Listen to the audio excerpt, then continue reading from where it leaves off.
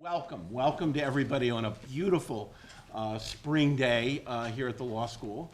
I want to welcome you to the Holt Lecture on International Law, which has become quite an event here at Penn Law School.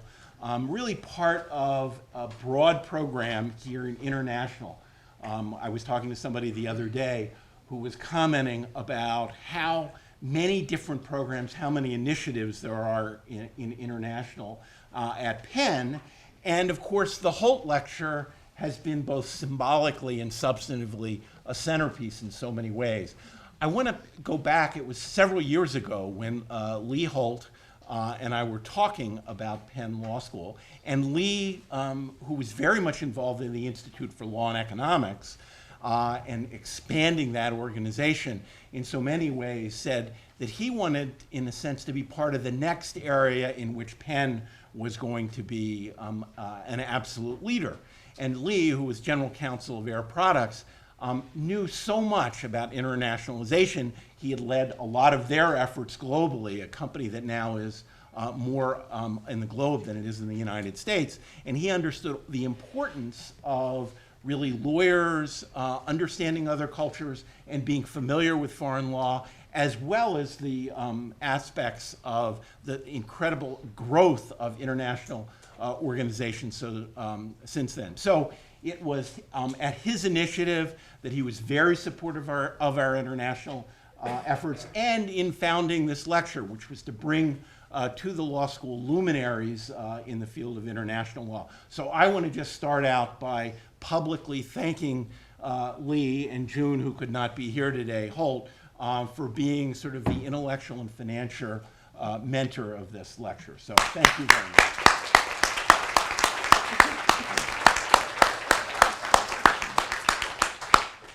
So I can't think of anybody, literally, who would be a better person to be Holt Lecturer, somebody who has been at the forefront of international law in the United States as an academic and law professor, and really was there at the moment when academia really focused on the growth, the explosion of international organizations.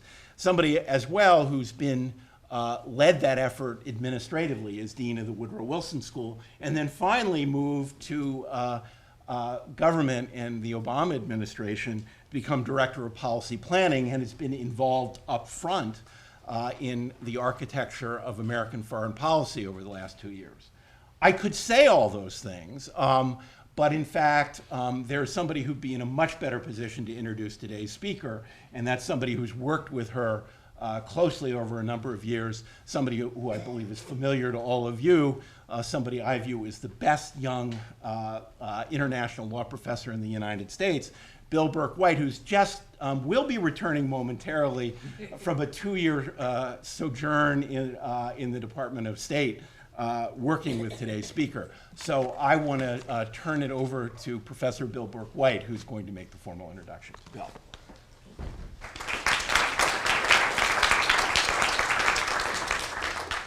Thanks, Mike. It is wonderful to be home. This is the room I teach in, and I'm just delighted to be back and can't wait to be back with all of you in September. But there is no greater honor for me than to come back to Penn to introduce our speaker today as the Holt Lecturer. And rather than reading you her bio, I want to ask you all to come back with me to my 2L year of law school. And it was a crisp day in September, and I did something that many of you law students in the room probably have done, which is to go sign up for office hours with a professor you didn't know. Of course, the difference being here, you can actually walk in to see your faculty. Where I was at law school, you had to sign up 2 months in advance and hope you'd get your 5 minutes. So I did, and I handed Professor Slaughter a copy of a paper I had written that summer that cited some of her work. And she promised me that she would read it and provide comments. And I have to admit, I was somewhat skeptical. I had no real expectations that I would ever, in fact, get comments back. And I didn't hear from her for about 2 months. And then I received a very long, thoughtful email about my paper and asking me to be her research assistant. And I guess you could say that was an email that really changed my life. The rest is sort of history. There is no greater gift that any of us can ever be given than to have a mentor to guide us in our career, to champion us when opportunities arise, to bring us along for the ride occasionally, to nudge us out of the nest when it's time to go, and to set us back on course when we stray.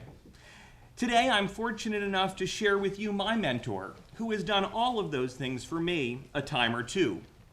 And truly, she needs no introduction. After an academic career that began studying at Princeton, Harvard Law School, and Oxford, she was professor of law at the University of Chicago, and then the J. Sinclair Armstrong Professor of Foreign, Comparative, and International Law at Harvard, where I first met her. And after that, the dean of the Woodrow Wilson School, where she transformed what was a somewhat inward-looking, perhaps out-of-touch institution into the nation's leading public policy school. Her academic contributions are extraordinary. She defined the field of international law and international relations, importing international relations theory into international legal discourse, and one might say rescuing international law thereby from the margins of foreign policy thought. She's perhaps the world's leading thinker on networks and the author of A New World Order, in which she examines the way networks have transformed foreign policy. And I can tell you I know every footnote in that book far, far too well. She is at times a lawyer and also at times a philosopher, examining the values that have shaped the United States in her most recent book, The Idea That Is America. But Anne-Marie is not just a thinker, she's a doer. In 2008, she was asked by Secretary Clinton to serve as her Director of Policy Planning at the State Department. Following a long line of foreign policy luminaries, beginning with George Kennan, the Director of Policy Planning is the Secretary's alter ego, her brain trust, her source of ideas and inspiration. And for the past 2 years, Anne-Marie has been just that. The driving force behind the ideas, the strategies, the speeches, and the policies of the Clinton State Department.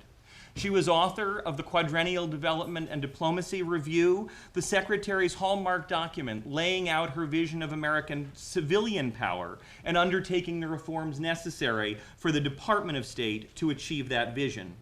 She was the Secretary's confidant, safeguarding the big ideas and values of American foreign policy. All that said, Anne-Marie knows her most important role in the world is as a mother of Edward and Alexander, the two boys I'm proud to think of as my nephews. Honest to that calling, Anne-Marie took a step nearly unheard of in Washington. She went home. Despite the Secretary's request that she stay on, Anne-Marie left us in January, abandoning me in Washington, I have to say, to come home to her family. And as Anne-Marie put it at probably the finest goodbye party I've ever seen the Secretary throw, this is a town in which saying you're leaving to spend time with your family is usually a euphemism for you've been fired. Yet it would be a town that would be far healthier, far more productive, and a far better place if we believed it. And Anne-Marie does. She is a parent first and foremost, and I hope we all can follow that lead. Now, when Anne-Marie left the State Department, she promised me she would take 6 months off to cook, to sleep, to be a mom. Anne-Marie, you broke that promise. Well, she saw an impending massacre in Benghazi in Libya, and she called on her country, rather loudly, a little too loudly for some of our comfort, to align its actions and its values, to say that it is in our strategic interest to protect innocent civilians from death at the hands of their own dictator. And I have to say, I've never seen Washington reverse course as fast as it did between the Monday when Anne-Marie's op-ed hit the New York Times and Saturday when the United States rose to fulfill its responsibility to protect. So thank you, Anne-Marie, for reminding us all, in the often myopic space that is Washington, what the United States really stands for. It's a lesson I hope we can all remember. So I'm honored to introduce to you today my professor from Harvard, my dean from the Woodrow Wilson School, where I began my academic career, my co-author of countless articles, my director of policy planning at the State Department, the mentor who has guided me on my journey, and most importantly, my dear friend. Anne-Marie, welcome to my home.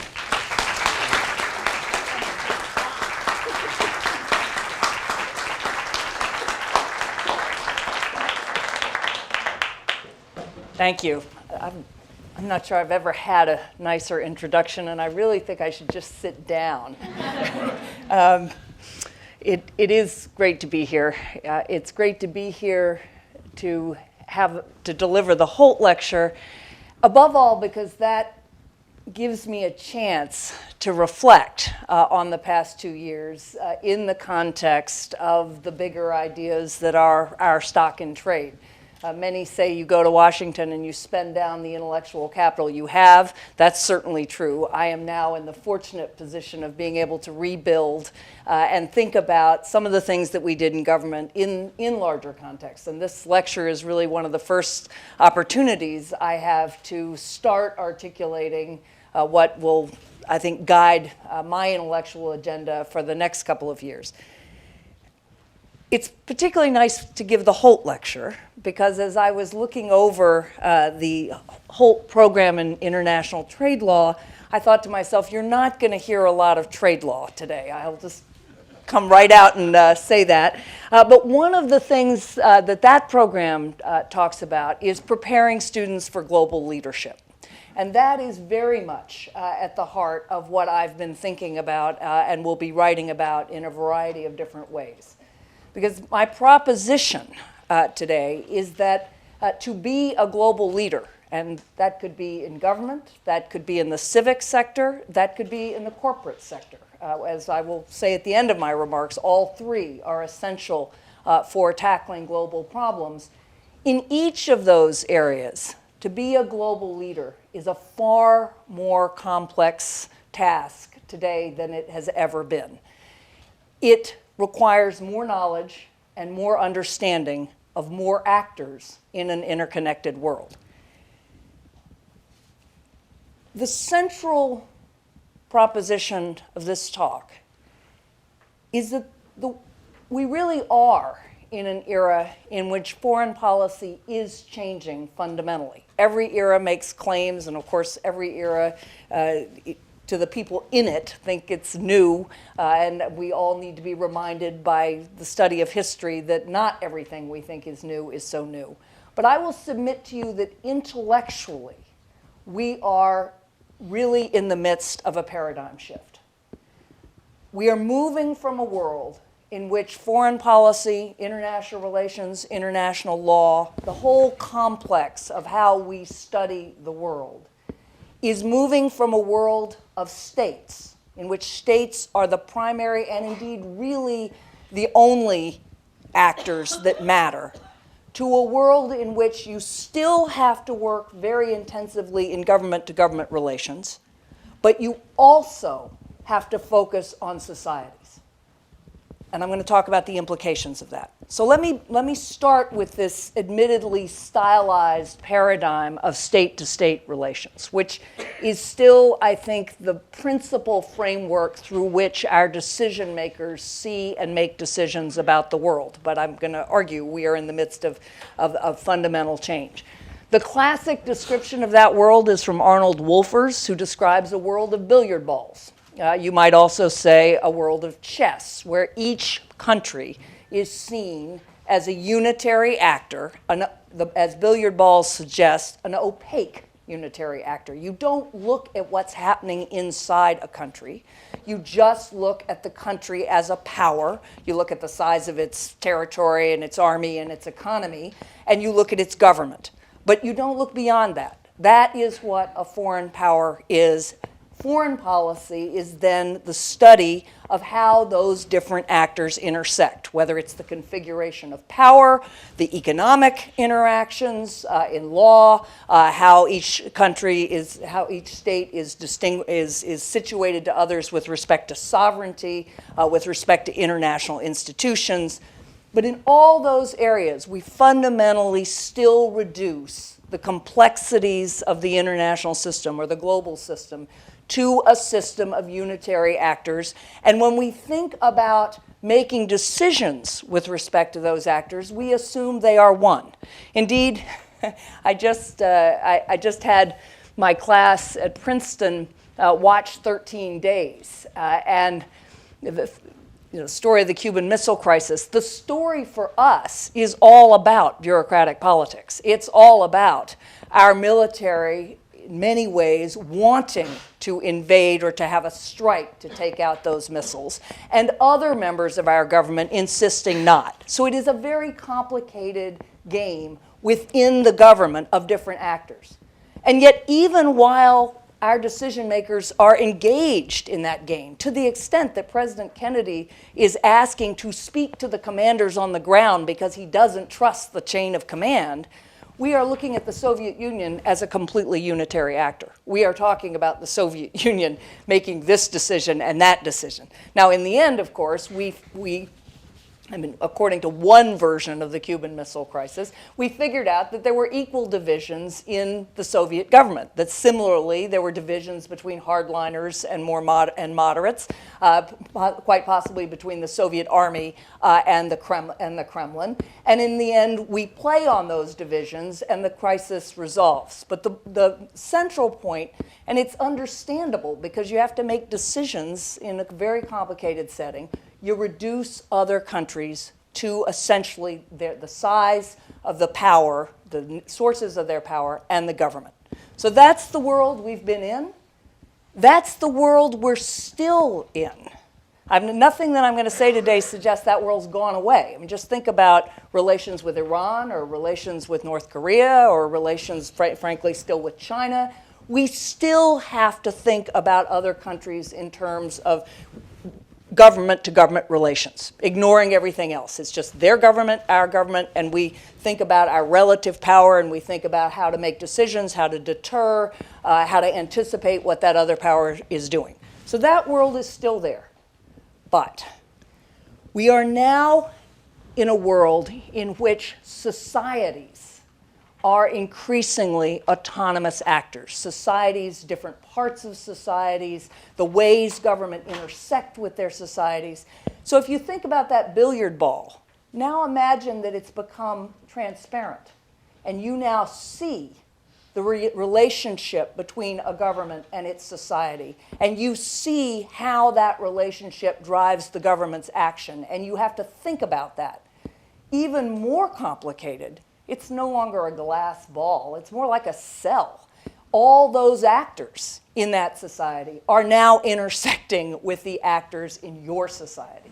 Through economic ties, through social ties, through activism of all kinds around different issues, through the full complex of human relations.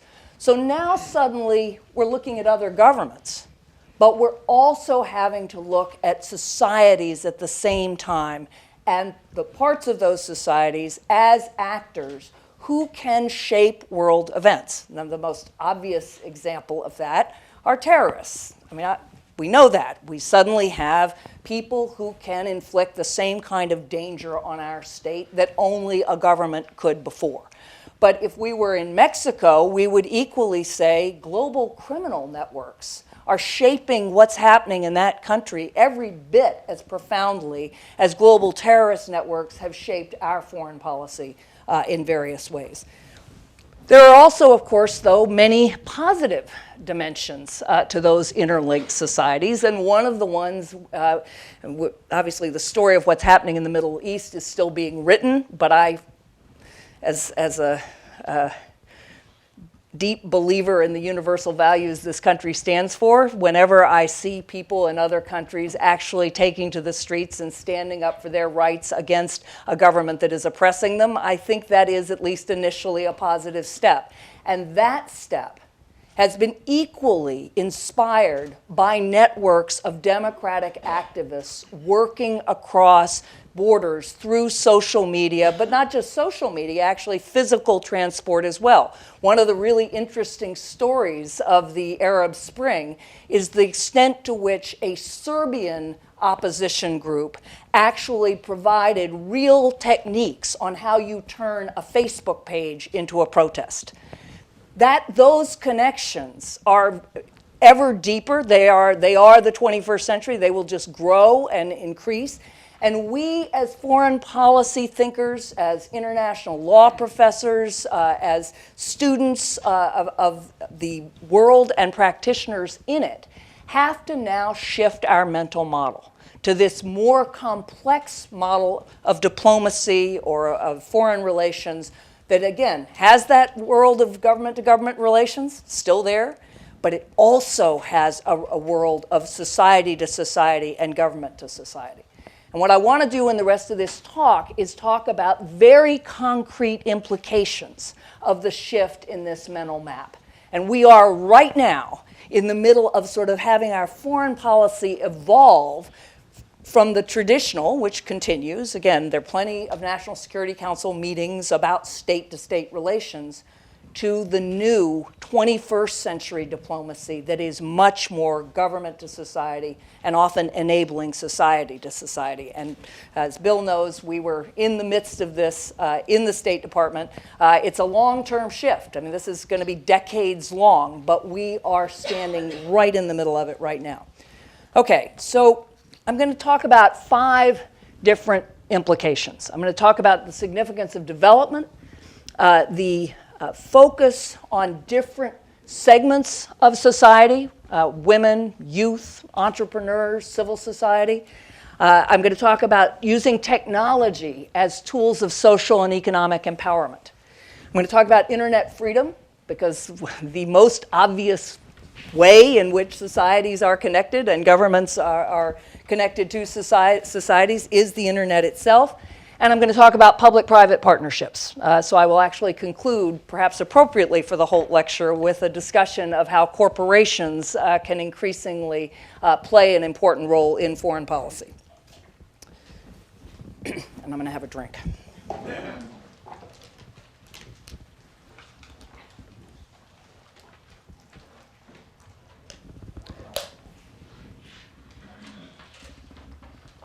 So the first example is development.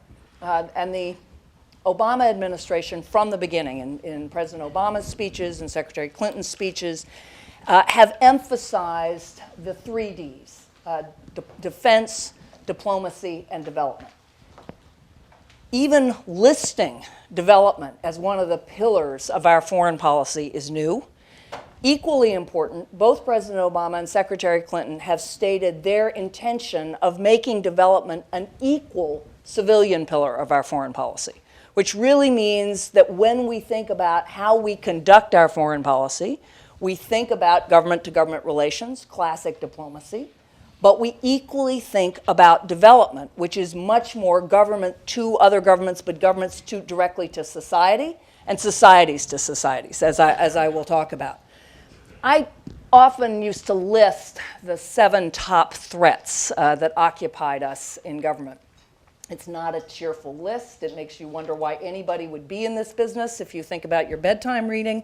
But it roughly goes proliferation of nuclear weapons or biological weapons, terrorism or terrorist networks and the spread of violent extremism, the health of the global economy, or rather the instability in the global economy as a threat or a challenge, climate change, global pandemics, and resource scarcity, not just energy, but resource scarcity more generally. That's actually 6. So let me give you, with those 6, development is critical to resolving all but possibly the first.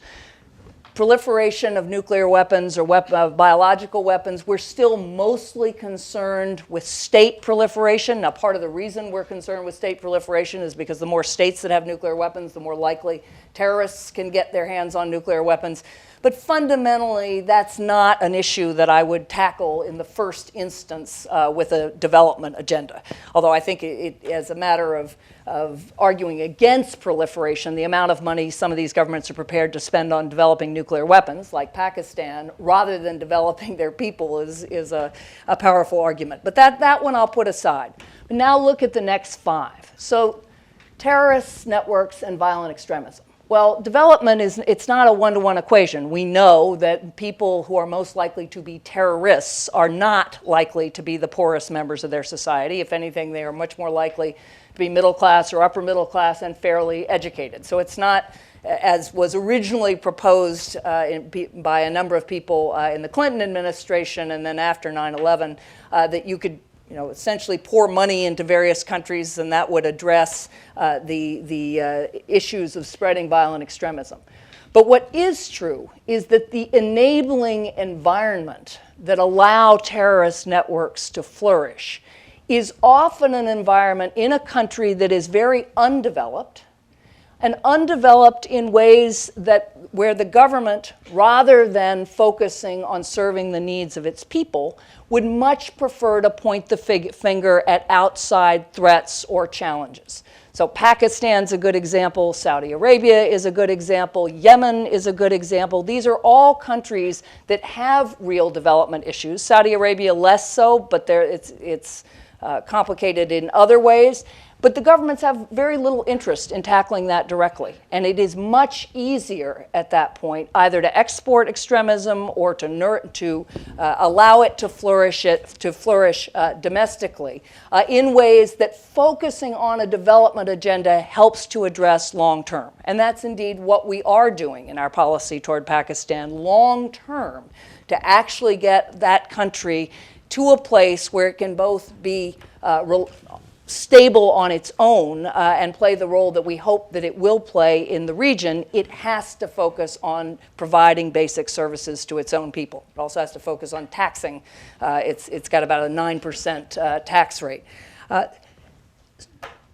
Global economy. One of the biggest reasons that President Obama issued a national development policy, which is the first national development policy to be issued since President Kennedy in 1961 when he created USAID, we talked about development as a strategic, economic, and moral imperative. The economic dimension is fairly obvious. The more countries that are moving out of poverty, the more countries that are able to participate in the global economy, the stronger the global economy.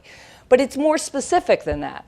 In particular, if individual countries within regions can make the leap to even lower middle income countries, they become regional anchors for an entire regional economy.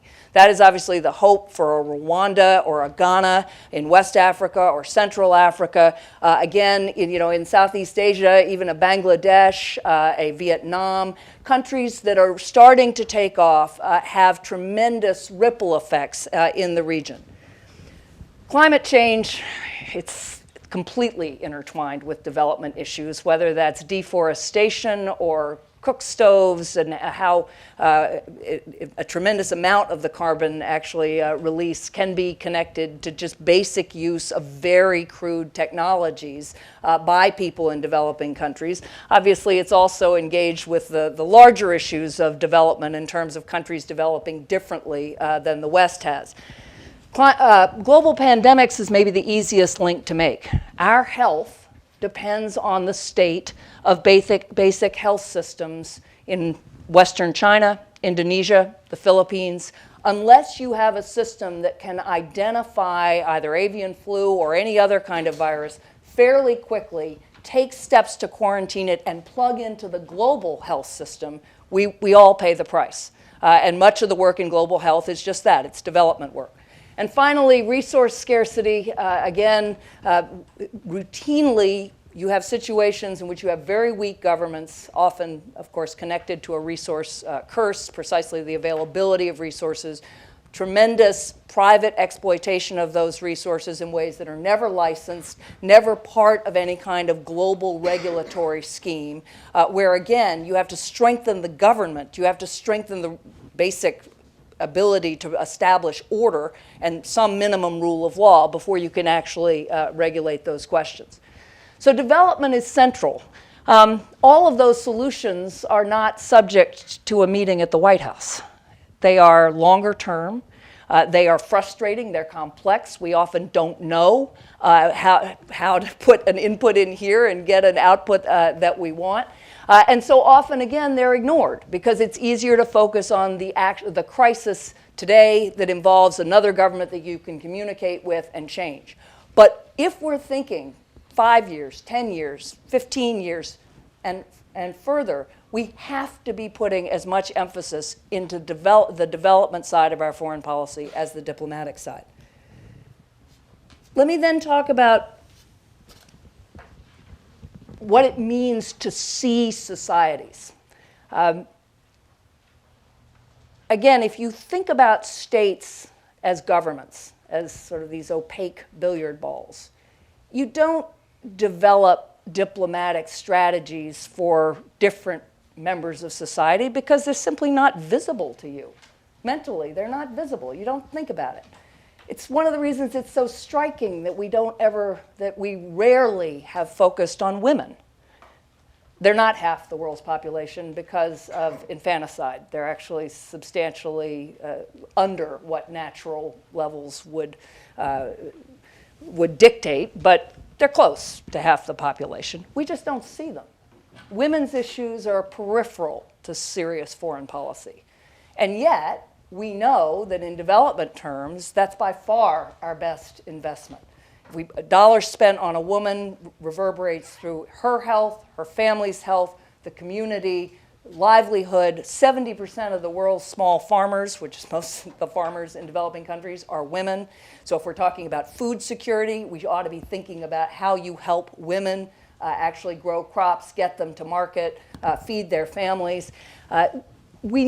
From the point of view of conflict, we actually know that engaging women in peace processes improves the chance of getting to a conflict, getting to a settlement. But actually, most negotiations never think about including women, and only recently are we even recognizing that violence against women in conflict is a deliberate tool of war, and if you attack it, it's just like attacking mustard gas or some other form of warfare that is completely unacceptable and will have a major impact in terms of resolving the conflict. So thinking about women, the minute you think about societies, that becomes obvious that that's a group that you ought to be thinking about. Thinking about youth. We, until recently, did not have a youth strategy in the State Department. Why would you do that? And yet 60% of the Middle East are under 30. If we'd been thinking about youth and targeting youth and what do we need to be doing to focus on youth groups and developing the relationships we needed to with those groups, developing our policy with those groups in mind, we might be in a different place in some of these countries with respect to how they think about the United States. Thinking about more broadly civil society, Secretary Clinton appointed a special representative for outreach to civil society. Now here, of course, our human rights policies and pro-democracy policies have been engaging civil society for a long time, which is very important, but it goes beyond just human rights groups and pro-democracy groups. Civil society is very dense. That can, again, include environmental groups, women's rights groups, all the groups that make our own democracy work to the extent it works. And the government's still open, so I think we can say this week it is working to some extent. Or thinking about entrepreneurs. Another thing this administration has done that I think is one of the better things we've done in the Middle East has really been to focus on entrepreneurship, particularly in Muslim-majority countries, but more broadly around the world, targeting those members of society who are change agents, who can help the economy grow, who represent a spirit of dynamism that needs to be cultivated across those countries. So in all those ways, if you think about societies, again, you stop thinking about just relations with a government or a region, and you start thinking about relations with entire segments of society. The idea of using technology to empower different members of societies and economies grows naturally from targeting different sectors of society. Here, the proposition is very simple. We are a leading technology nation. We can be at the forefront of helping to develop technologies, particularly mobile technologies through mobile phones, that can do everything from monitor elections to cut down on corruption. Every time you take a bribe, you can send a text message to a specific number, and that can be pinpointed and aggregated on a map. Every time you see violence, you can do the same thing. And again, you just connect that to mapping technology, and suddenly you have visual evidence of either corruption or violence or whatever it is that you are trying to track, or for that matter, health statistics, which again, the mobile technology is being pioneered not only to help people be able to get help for health problems, but for us to be able to get information. Mobile banking, hugely important. Again, not only for cutting down corruption, but also, frankly, for empowering women. If you can give women finance, salaries, payments of any kind through their mobile telephone, it is harder for that money to be used for purposes other than what they would like to use it for. The Clinton era administration in the State Department, not the Clinton administration, has pioneered tech delegations to different countries. So delegations of high-tech CEOs to Iraq, to Syria, to Russia, to Brazil. I led one to Liberia and Sierra Leone of all women high-tech executives. We had 2 from Google and 1 from Twitter and somebody from the the Mobile Telephone Association, meeting with governments and women's groups to talk about how you can use mobile technology to reduce maternal mortality. One thing you can do is when a woman comes in for her first examination, you give her a mobile phone. There are various programs, so that she can actually communicate back with the clinic early on when she first discovers there's a problem, rather than at the end where often women are dying simply because they cannot get to any kind of clinic. So thinking about how you use technology, how you use that as part of your diplomacy, again, that's focusing on individuals in society and how you can address common problems. The fourth area that I mentioned was internet freedom. I think my proudest moment in 2 years in government was watching Secretary Clinton give the first internet freedom speech. It happened to be right at the time, if you remember, that Google was pulling out of China, and so it got entangled with that particular set of issues. But it was a speech that was conceived 4 months before we knew anything was going to happen with Google in China. And it was essentially the idea that just as you had Roosevelt's 4 freedoms, looking at freedom of speech, freedom of assembly, freedom from fear, freedom from want, in the 21st century, the internet is the town hall, the market square, the cafe. It is where we live in a growing portion of our lives. And if you're going to enjoy those basic freedoms, then you have to have the freedom to connect and what comes from that. It's not just freedom from censorship, it's freedom to be connected to the world, to where a growing part of life is lived. So freedom to connect, and once you have connected, then freedom to connect to others on the internet, freedom of speech, et cetera. Again, that's got to be a key part of what this nation stands for and promotes in the world. It isn't just for for intellectual property lawyers and high-tech lawyers and the whole area of internet law that, of course, has grown up. That's hugely important, but it's much more important than just the regulation of private space. It is part of what we stand for in the world, just as we traditionally stand for freedom of speech and freedom of expression and other basic rights. Finally, public-private partnerships. So one reason I think we cling to this lovely, simple model of the world as billiard balls or international diplomacy as a chess game is because the alternative makes your mind hurt.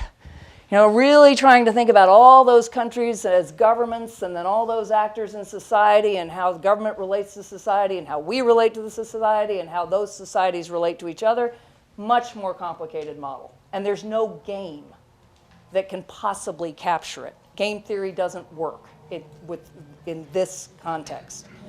We don't have models to really do this in a more simplified way. That's the downside. And that is, I think, the intellectual and practical task for anybody who is interested in global citizenship and global leadership in the 21st century. But the upside is there's so many opportunities. There's so much more potential. If you're thinking just government to government, and you're thinking about what do we do with Egypt, and even with Egypt in February, there was an example there of a sort of multiple actors in government, because our military was talking to their military just as our diplomats were talking to their diplomats. But we fundamentally, there was a government, there was a dictator who didn't want to leave. We were putting a lot of pressure on him, but pressure has its limits, as we discover every day. We are not able to achieve many of the outcomes we want to achieve because we don't have the levers. We talk to other governments, we put pressure on them, we can, in extreme cases, use force, but that's it.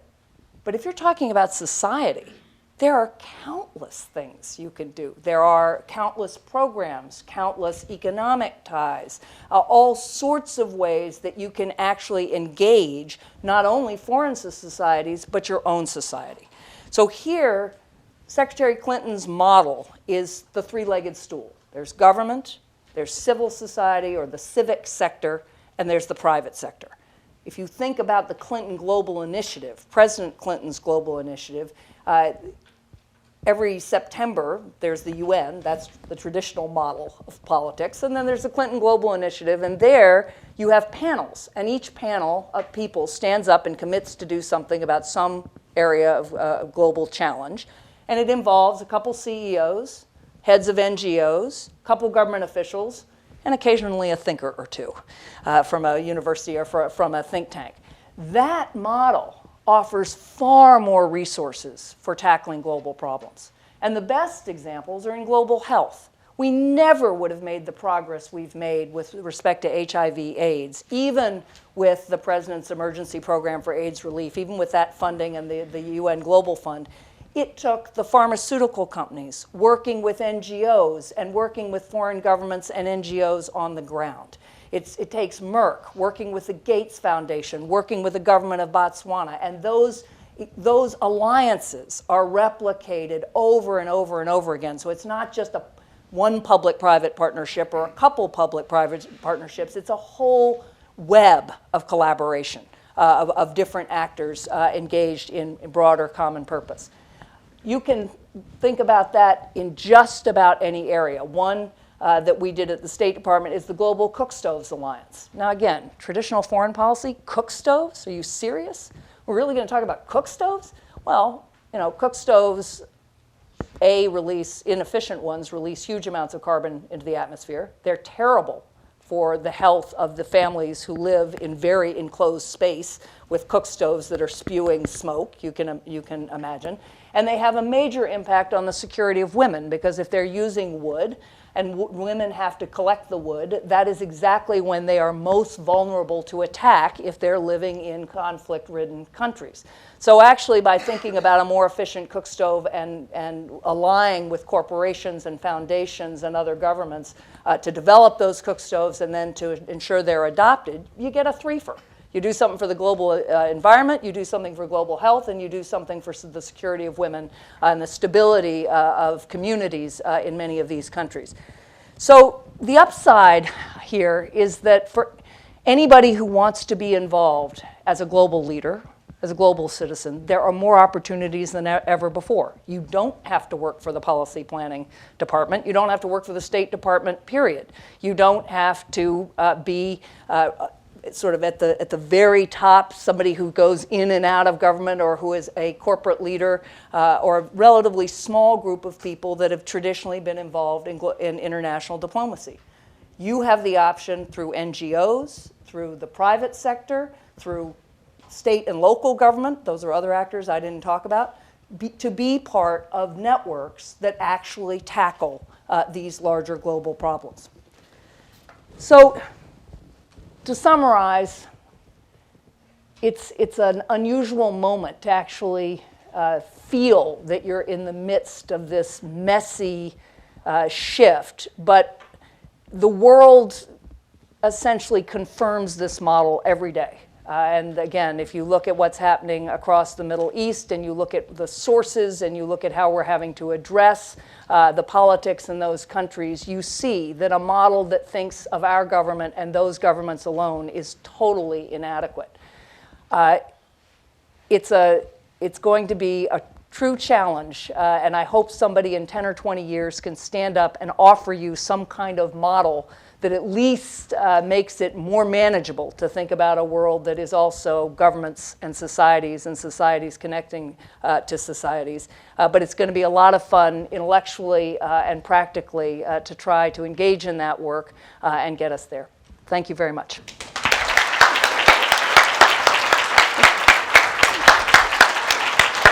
I'm working these ideas out.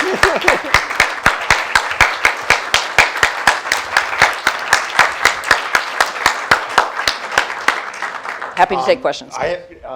You started out by saying that you wouldn't be talking a lot about trade, but it seems to me you talked about everything in that lecture. That was an amazing tour de force, I think, of challenging us all to rethink foreign policy. I want to open this up to questions from the audience about that. Let me ask you, can I start with a bureaucratic question, which is, I spent a little time in government, and I always thought of the Department of State as truly captured by these government-to-government contacts. So if this is the change in the world, how should we reconceptualize the Department of State as an entity? Oh, I'm not going to give another lecture. So what I'm going to say, I want to say with full deference to everybody in the audience, young or senior. There's a huge generational divide in the State Department. When I would give this kind of talk, and I didn't give this talk, but when I would talk about these new things that we were doing in diplomacy to all the different bureaus in the State Department and to many, many classes at the Foreign Service Institute, essentially everyone under 40, under 35, I don't know where the cutoff exactly is, would be nodding vigorously because this is what they're doing already. They're creating networks, they're engaging with society, they're targeting different parts of society. They are chafing at the constraints of the old model. The more senior Foreign Service officers would say, you can't do any of this, you're interfering in their domestic affairs. And that's where it is. What we really need, I think, to have the quality of foreign service that we want, and we have many superb foreign service officers, and I was privileged to work with them, but really we would need much more fundamental reform. We need reform in the first place that allows anyone who's good to be promoted regardless of how long they've been there. I mean, now, even if I've found a young foreign service officer who was absolutely terrific and I wanted to promote her to be my assistant, I couldn't do it unless she's been there long enough to be of that grade. So you've got to change that. And you have to change the ability for people to go in and out. I mean, you know this as well as I do. Nobody here who is thinking about a career is thinking about a 30-year career. I mean, I'm lucky if my students are thinking beyond 5 years. So the idea that you're going to sign up for 30 years of the Foreign Service, you're just not getting a lot of the people you need to be getting. And we need, on the other hand, of course you need to build expertise. You can't just have people coming in and out like that. So I think we need pretty fundamental Foreign Service reform. But the good news is a lot of what we did in the QDDR was to empower a lot of the younger people who are doing some of this already by putting it in an official report that says Secretary Clinton wants you to do this, so they can at least point to that. You want to call on people, go ahead. I think he gets to ask the first question. Related question. You talk about these networks, social networks, require leadership. Where does that leadership come from, and how does it get on? Well, that's another one of the big questions we have to get a handle on. I wrote a blog post called Egypt's Leaderless Revolution, where I pointed out not just that it was done through social networks, but that the activists who were leading didn't want to be identified as leaders. Now, partly that's because if you're identified as a leader, you could be arrested. That makes sense. But partly because they absolutely wanted to reinforce this collective, decentralized nature of the movement, which was very important in terms of giving enough people the courage to come into the streets. You had to believe that everybody around you was sort of part of this and you were doing this collectively. That doesn't work so well for negotiating with the army. And so the real issue here is how you harness the decentralized power of these networks, but still be able to make a transition to more conventional forms of leadership, because you need both, and you're seeing that right now as different groups, splinter and don't recognize any leader. But it's a very big question. Yeah. I want to kind of go to U.S. strategic interest for a second. Take a country like Yemen, where, let's say, development interests really are very crucial to United States security interests, but obviously state-by-state interaction doesn't work too well. But the whole society as a whole isn't that receptive to most Western ideals and, quote, intervention. How do you propose that the world should go about confronting problems like that, promoting development where our point of view or even our private sector initiatives might not be that effective? It's a great question. And I'll start just on traditional strategic interests, because when you look at a country like Yemen, or you look at the decision the presidents had to make on any of these countries, as we know, Al-Qaeda is active in Yemen. We have been getting pretty good intelligence from the Yemeni government for all its problems. So the president is there thinking, okay, you've got these protesters, I support them, I know the government's completely corrupt, we've been working on this for a decade and not getting anywhere. I'm no longer in the State Department, you probably figured that out. But if I support the overthrow of the government, or if I don't stand with the government, or I otherwise throw my lot with the protesters, and there's an attack, I may have helped contribute to that attack, because that government was giving me intelligence that was useful to save American lives. It's an incredibly hard dilemma in terms of the short-term immediate interests and your values and your long-term interests, because I think the values and long-term interests go together. But your question is more on, okay, except that we recognize we have to focus on development in Yemen, and we are, how do we go about it if Western models don't translate? Well, two answers. One, I think they translate more than we often realize, in the sense there are a number of quite remarkable entrepreneurs from Yemen, and Yemen has more of a civil society than some other countries. It does have an opposition for all its poverty and fragmentation. So there are ways through building a network of young Middle Eastern entrepreneurs. And again, it has to be regional. It can't just be we come in. It has to be our facilitating the regional ties that can help through people who are, they're obviously from different countries, but they're much closer culturally, and they speak the same language than we do. And more generally on that theme, our best bet longer term is building specific regional countries that can play more of that role. Now, obviously, we've invested in Qatar and UAE, hoping that as specific countries rise, you can then connect both development practices, but also just the larger economy. So that, I didn't talk about regional politics, but I think that's our best hope, where you actually approach Yemen by focusing on other countries in the region and building regional networks. So as the government sort of shifts to dealing with societies and looking sort of inside that opaque ball, I'm thinking of Libya in particular here, how does a government balance maybe public expectations that are still very state to state, that maybe the only legitimate routes would be to either negotiate with the government or outright overthrow a regime? How do you balance sort of that public expectation of a state-to-state model when maybe that's not where the State Department or the U.S. policy is going? So again, as I said, the world has been throwing up these examples every day. So that one is very delicate, because obviously we've said that the leader should go. We have publicly said Muammar Gaddafi has lost the legitimacy to lead, he should go. And we, of course, are supporting a UN resolution that protects the opposition. Now, many people have said you should recognize the opposition, which we could do in international law, as the legitimate government of the country, as we would do if we recognized an all-out civil war.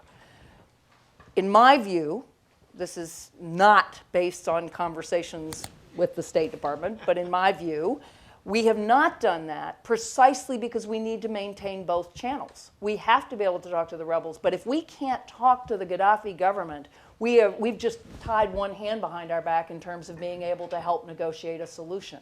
And the minute we recognize the other government, then we have no diplomatic relations with the Gaddafi government. So I think we've been very careful. Obviously, we sent an envoy to the rebels. We're helping them in various ways, but we are also still actively engaged with diplomacy with the government. And that's one where exactly you have to do both at the same time. But in that case, it tips you back toward the government rather than just toward the social actors. As one moves to the new model of looking to societies and segments of societies, it would seem that all that has implications for traditional national borders, especially those such as in the Middle East, which have been artificially set up in various historic contexts. And how does one handle the problem when you are dealing with a segment of society such as the Kurds? It's so much easier to talk about it at this level. So that, again, it's a very interesting set of issues, and partly, I mean, the Kurds are a good example where we do know they would prefer their own country if they could have it. But in other cases, there's an interesting tension between the tribal loyalties and the geographic distribution of power that was there before the colonies were created, and a nationalism that is still now quite strong. I mean, and there are many, and Libya is another example where there are many Libyans who say, yeah, of course, we were 3 different countries and we have different tribes, but we are Libyan, and a real sense of a Libyan identity. But I think in cases where you really do have groups that are not happy with those borders, we do still, I think, have to stick with the world of states as our basic legal framework. There is no other source of legitimate leadership. So I do believe that the governments and the state remains extremely important, but the way states operate and the way states relate to other states has to change. But I would not, nothing in what I'm saying would say, well, we just support social movements coming together across borders. They can do whatever they can do peacefully and within the law. That said, the longer-term solution is really the way the EU has done it. You want states, but you want states coming together more in such a regional economy. They're not all going to be like the EU in terms of the degree of integration, but in ways that those communities can flow across borders with less obstacle than they do now, whether it's in trade. I mean, Catalonia might well have succeeded if you didn't have the EU. Belgium's still trying, but as a half Belgian, I can say without the EU, I think it would have split long ago. So I think really, again, longer term, a lot of this has to be tackled regionally. In the short term, minority rights, but peaceful resolution of differences. A couple more, yes, Harold. Would you explain, Professor, we sent troops into Libya to help the rebels. We didn't send troops, but yeah. Well, I saw a lot of planes and a lot of bombs, and to me that's, as an old Army person, that's troops. But get beyond that. We have the same problem as you have in Libya, in Yemen, and in Syria, and Bremen, and we haven't done a thing where there have been uprisings by the people against the government, serious uprisings, I should say, and in dictatorships, very similar to Libya. And why have we picked Libya and not the others to help? Because only Libya rose to the magnitude that could be encompassed by the responsibility to protect doctrine that Bill mentioned. It is a matter of magnitude, of numbers. The responsibility to protect says the international community has an obligation it starts with every government has an obligation to protect its people from genocide, crimes against humanity, ethnic cleansing, and grave and systematic war crimes. That's a high bar. You know, genocide, crimes against humanity, as terrible as what's happening in Bahrain or Syria is, or Yemen, those do not, in my view, amount to crimes against humanity, at least not yet, and let us hope that they do not. It is a terrible thing. We stand for the proposition that governments should not fire on their own people, but it isn't of a magnitude that says in international law you overcome the presumption of sovereignty such that the international community can intervene. If he had invaded Benghazi, according to his own statements, you could have seen the massacre of hundreds of thousands of people. And that sounds preposterous, except that we saw 800,000 people killed in Rwanda, and he called them rats, he called them insects, he said he would go house to house. Certainly the people of Benghazi think we saved a city of 700,000 people. That's why we went in. And absent that, I would not have argued for a no-fly zone, for all the reasons we know, as horrible as it is. One last question, Judge Parker. In this brave new world where nothing is confidential, will the leaks in diplomacy change the way we conduct our affairs? Well, so the answer is yes and no, I think. No, let me start with no, because as terrible as WikiLeaks was, and as hard as it was for our diplomats, and of course, you know, there's some ambassadors that have had to leave, and many others who have found their relations to be significantly chilled, shall we say. It's the only way to do diplomacy. I mean, you really do have to talk to the fellow government. Otherwise, you're just not doing it, and you have to report back. And now I think people will be a little more careful, for sure, in terms of what they put on paper. And every government has to recognize this is likely to happen. I mean, it happened to us first, but it could happen to anyone. So in that sense, I think a lot, you know, as long as you need to write cables, you will continue to put fairly confidential information and hope that it doesn't leak, just as government does more generally.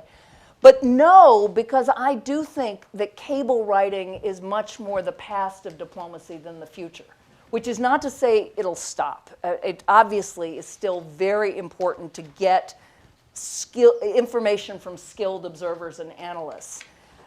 But we get that from all over the place. I mean, an hour on Twitter is comparable to a day of reading internal State Department documents. Maybe not an hour, but certainly 3 or 4 hours. In terms of the number of things I can link to, not just little tweets, but articles and in-depth analysis from people on the ground in all these countries. It's an extraordinary way to collect information. At the same time, the future, I think, for our diplomats is much more the kind of work that I've been talking about. It's engaging with, it's engaging on development issues. It's engaging with different parts of society. It's running programs and projects. It's, as I heard Dr. Rajiv Shah, who is the administrator of USAID, he was at Princeton on Saturday, and he said, we're going to turn USAID not into a development agency that runs programs, but into a platform that connects foundations, corporations, government, international organizations, and individuals who want to do development. That's going to be the work of what a diplomat does. They convene, they connect, they legitimate, they assess, and they engage. That may be the note to end on. That's